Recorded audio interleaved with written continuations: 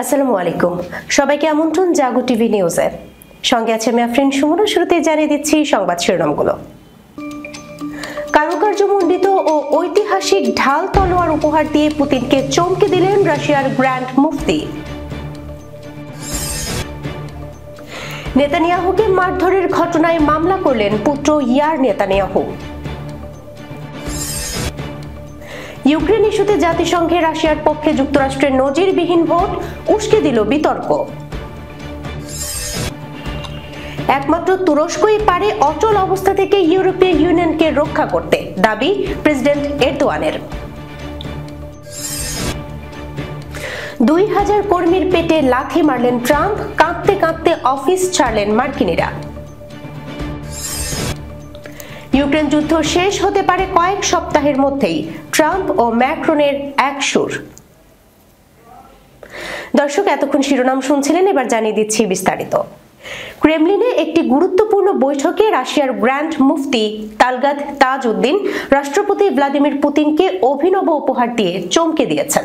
কারুকার্যমণ্ডিত একটি ঢাল ও তলোয়ার, যা ডিফেন্ডার অব দ্য ফাদারল্যান্ড বা মাতৃভূমির রক্ষকের প্রতীক। এই উপহার প্রদানের ঘটনাটি ইউক্রেনে পুতিনের ঘোষিত সামরিক অভিযানের 3য় বার্ষিকীতে অনুষ্ঠিত হয়, যা রাশিয়ার ইসলামী বিশ্বাসের ঐতিহাসিক বন্ধন ও শক্তিকে প্রতিফলিত করে। সিদ্দিকুর রহমানের রিপোর্ট।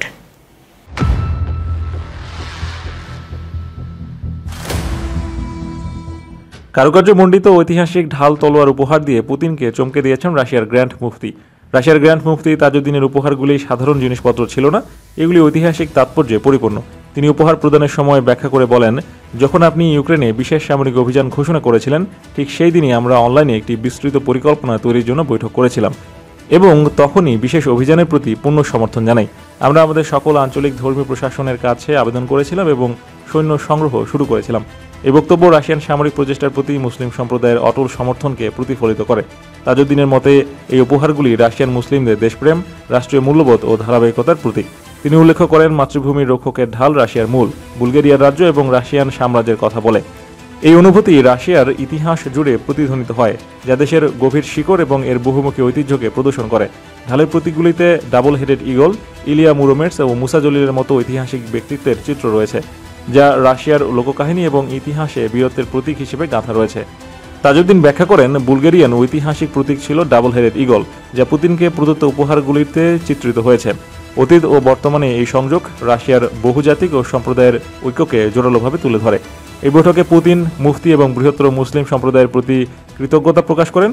তিনি চ্যালেঞ্জিং সময়ে তাদের গুরুত্বপূর্ণ ভূমিকার কথা উল্লেখ করে বলেন, ইসলামের প্রতিনিধিরা সর্বদা এবং অব্যাহতভাবে আমাদের ঐক্য ও সামরিক শক্তিতে একটি উল্লেখযোগ্য অবদান রেখে চলেছেন। এই বক্তব্য রাশিয়ার বিভিন্ন ধর্মের মধ্যে সহযোগিতা ও সংহতির চেতনাকে প্রতিফলিত করে। তাজউদ্দিনের সাথে পুতিনের এই বৈঠক রাশিয়ার রাজনৈতিক ও সামাজিক স্থিতিশীলতাকে প্রতিফলিত করে, যেখানে রুশ নেতারা বাহ্যিক চ্যালেঞ্জের বিরুদ্ধে দেশকে ঐক্যবদ্ধ করার চেষ্টা করছেন। পারস্পরিক সমর্থনের আলোচনা রাশিয়ার জাতীয় পরিচয় ও ক্ষমতার কাঠামোকে ইসলামের ভূমিকাকে আরও সুদৃঢ় করে। ক্রমবর্ধমান উত্তেজনা ও ভূরাজনৈতিক পরিবর্তনের মধ্যে সরকার ও তাজউদ্দিনের মধ্যে ধর্মীয় সম্প্রদায়ের নেতাদের মধ্যে বন্ধন শক্তিশালী করা ভবিষ্যৎ স্থিতিশীলতার জন্য গুরুত্বপূর্ণ।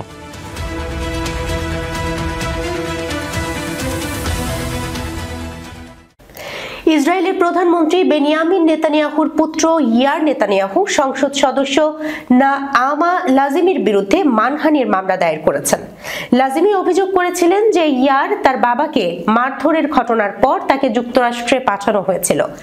চ্যানেল 14 এর প্রতিবেদন অনুযায়ী ইয়ার 3 লাখ শেকেল ক্ষতিপূরণ দাবি করেছেন। বিস্তারিত প্রতিবেদনে।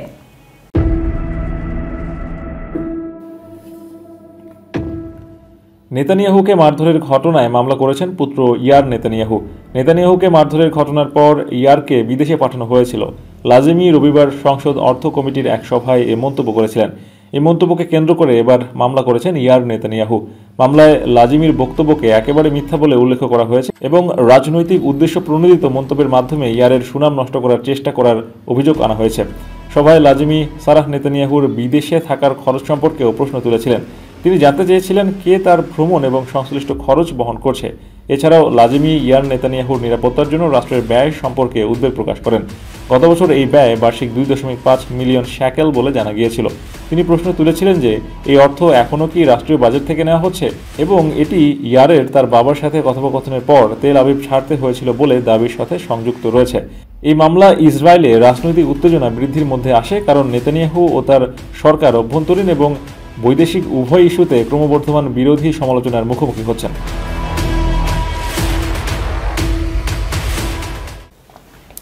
যুক্তরাষ্ট্রের একটি সরকারি দপ্তরের সদর দপ্তরে কৃত্রিম বুদ্ধিমত্তা এআই দিয়ে তৈরি একটি ভিডিও দেখানো হয়েছে, যেখানে দেখা যায় মার্কিন প্রেসিডেন্ট ডোনাল্ড ট্রাম্প ইলন মাস্কের পা চুষছেন।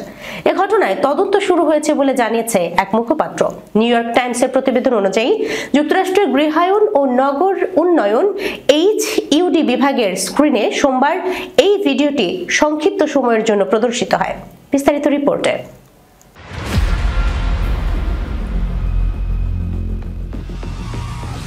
এআই দিয়ে তৈরি ভিডিওতে ট্রাম্পের সঙ্গে মাস্কের ঘনিষ্ঠ সম্পর্কের আলোচনা করা হয়েছে।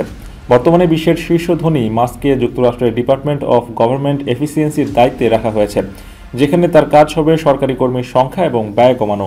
ভিডিওটির ওপর লেখা ছিল long live the real king.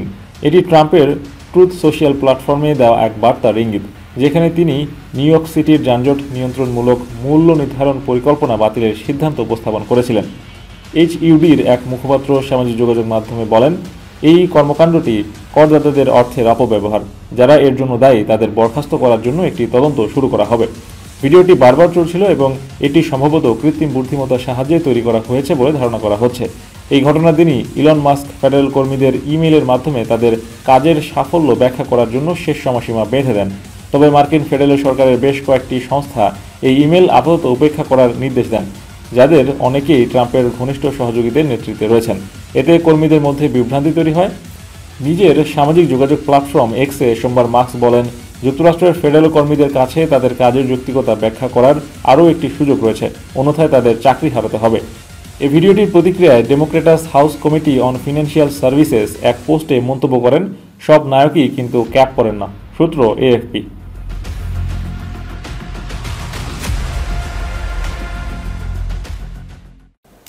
Ukraine ও রাশিয়ার মধ্যকার যুদ্ধ 3 বছর পূর্ণ হতে চলেছে। এই প্রেক্ষাপটে জাতিসংঘে অনুষ্ঠিত দুটি পৃথক ভোটাভুটিতে রাশিয়ার পক্ষে অবস্থান নিয়েছে যুক্তরাষ্ট্র। মার্কিন নীতিতে এটিকে বড় ধরনের পরিবর্তন হিসেবে দেখা যাচ্ছে।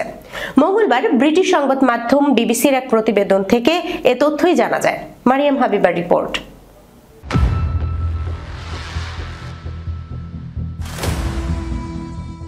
প্রতিবেদন থেকে আরও জানা যায়, ইউক্রেনে রাশিয়ার আগ্রাসনের তৃতীয় বার্ষিকী উপলক্ষে জাতিসংঘে ভোটাভুটি যুক্তরাষ্ট্র দুবার রাশিয়ার পক্ষে অবস্থান নিয়েছে। এটি ট্রাম্প প্রশাসনের যুদ্ধ সম্পর্কিত নীতিতে পরিবর্তনের ইঙ্গিত দেয়। প্রথম ভোটে যুক্তরাষ্ট্র ও রাশিয়া একসঙ্গে ইউরোপীয় দেশগুলোর প্রস্তাবের বিরোধিতা করে, যেখানে মস্কোর কর্মকাণ্ডের নিন্দা জানানো হয়েছিল এবং ইউক্রেনের আঞ্চলিক অখণ্ডতার প্রতি সমর্থন দেওয়া হয়েছিল। তবে প্রস্তাবটি শেষ পর্যন্ত নিউ ইয়র্কে জাতিসংঘের সাধারণ পরিষদে পাশ হয়। সোমবার জাতিসংঘে ইউরোপীয় সমর্থিত আরও একটি প্রস্তাব গৃহীত হয়, যাতে দাবি করা হয় যে রাশিয়াকে ইউক্রেনের ভূখণ্ড থেকে সেনা প্রত্যাহার করতে হবে। এই প্রস্তাব পাশ হওয়াকে মস্কোর জন্য বড় ধাক্কা হিসেবে দেখা হচ্ছে। অন্যদিকে জাতিসংঘে যুক্তরাষ্ট্রের পক্ষ থেকে একটি পৃথক প্রস্তাব উত্থাপন করা হয়, যেখানে যুদ্ধের সমাপ্তির কথা বলা হলেও রাশিয়ার আগ্রাসনের বিষয়টি সরাসরি উল্লেখ করা হয়নি। তবে এই প্রস্তাব জাতিসংঘের সাধারণ সভায় প্রত্যাখ্যান হয়, যা ট্রাম্প প্রশাসনের জন্য বড় ধাক্কা হিসেবে মনে করা হচ্ছে। এছাড়া ইউক্রেনে রুশ আগ্রাসনের নিন্দা সংবলিত আরেকটি প্রস্তাবের বিরোধিতায় যুক্তরাষ্ট্র সরাসরি রাশিয়ার পাশে দাঁড়ায়। এই প্রস্তাবে মার্কিন দেশের সঙ্গে ছিল বেলারুশ, উত্তর কোরিয়া ও সুদান।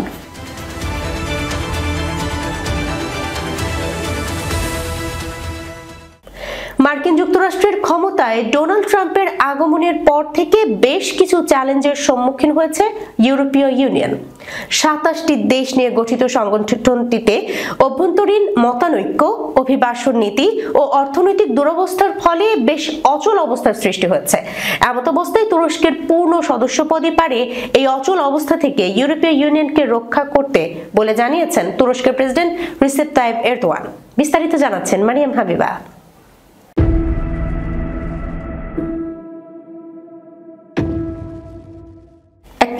তুরস্কই পারে অচল অবস্থা থেকে ইউরোপীয় ইউনিয়নকে রক্ষা করতে।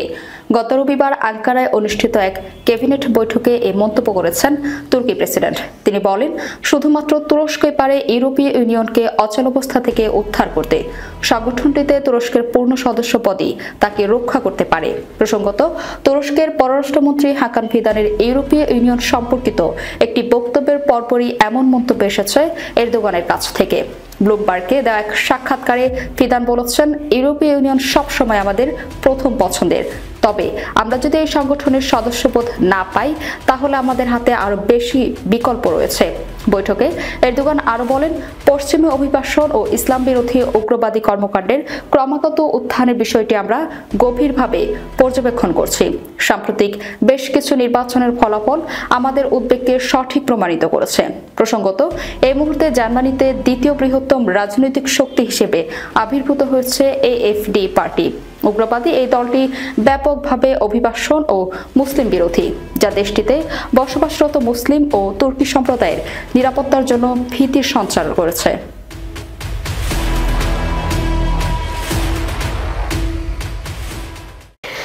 2000 কর্মীর পেটে লাথি মারলেন ট্রাম্প। কাঁদতে কাঁদতে অফিস ছাড়লেন মার্কিনীরা।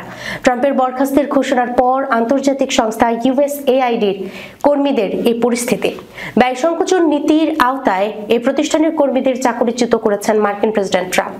নতুন আদেশে যুক্তরাষ্ট্রের বিলুপ্ত হচ্ছে ইউএসএআইডির প্রায় 2000 পদ। বাধ্যতামূলক ছুটিতে অনেকে রোববার এমন চাঞ্চল্যকর তথ্য জানায় রয়টার্স। তবে সংস্থাতে গুরুত্বপূর্ণ কাজে অপরিহার্য হিসেবে বিবেচিত কর্মীদের ছুটিতে পাঠানো হয়নি। মার্কিন গণমাধ্যম সিএনএন বলছে, চাকরিচ্যুত কর্মীদের পাঠানো হয়েছে মেইল লেখা জনশক্তি কমানোর অংশ হিসেবে আপনি ক্ষতিগ্রস্ত, এজন্য আমরা দুঃখিত। কর্মী ছাঁটাইয়ের প্রধান হিসেবে কাজ করছেন ডিপার্টমেন্ট অফ গভর্নমেন্ট ইফিসিয়েন্সি এর প্রধান ইলন মাস্ক। ট্রাম্পের আদেশে কর্মদক্ষতা ও সরকারি টাকা বাঁচাতে তিনি এ ধরনের সিদ্ধান্ত নিচ্ছেন। ফরাসি প্রেসিডেন্ট ইমানুয়েল ম্যাক্রন বলেছেন, ইউক্রেন ও রাশিয়ার মধ্যে আসন্ন কয়েক সপ্তাহের মধ্যেই একটি যুদ্ধবিরতি চুক্তি হতে পারে। ওয়াশিংটন সফররত এই নেতা হোয়াইট হাউসে মার্কিন প্রেসিডেন্ট ডোনাল্ড ট্রাম্পের সঙ্গে বৈঠকের পর ফক্স নিউজকে এই কথা বলেন। ট্রাম্প নিজেও জানিয়েছে কয়েক সপ্তাহের মধ্যেই যুদ্ধ শেষ হয়ে যেতে পারে। বিস্তারিত থাকছে প্রতিবেদনে।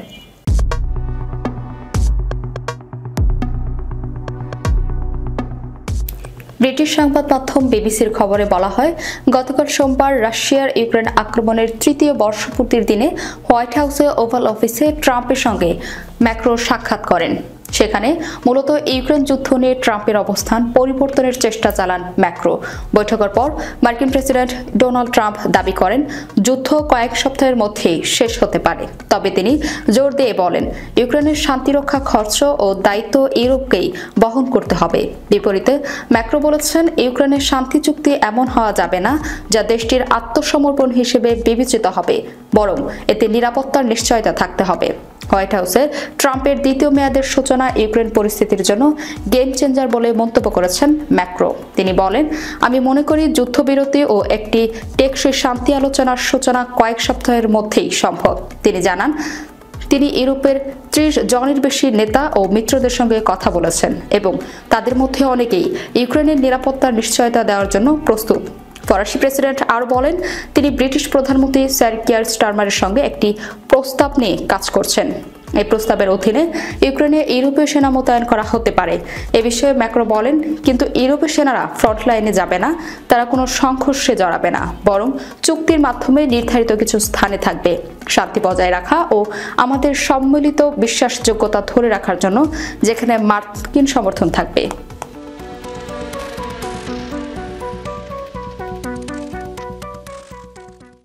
দর্শক, এই ছিল এখনকার মতো জাগো টিভি নিউজে। যাবার আগে সংবাদ শিরোনামগুলো জানিয়ে দিচ্ছি আরো একবার। কারুকার্যমণ্ডিত ও ঐতিহাসিক ঢাল তলোয়ার উপহার দিয়ে পুতিনকে চমকে দিলেন রাশিয়ার গ্র্যান্ড মুফতি।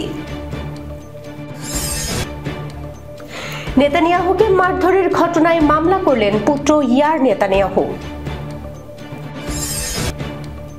ইউক্রেন ইস্যুতে জাতিসংঘে রাশিয়ার পক্ষে যুক্তরাষ্ট্রের নজিরবিহীন ভোট উস্কে দিল বিতর্ক।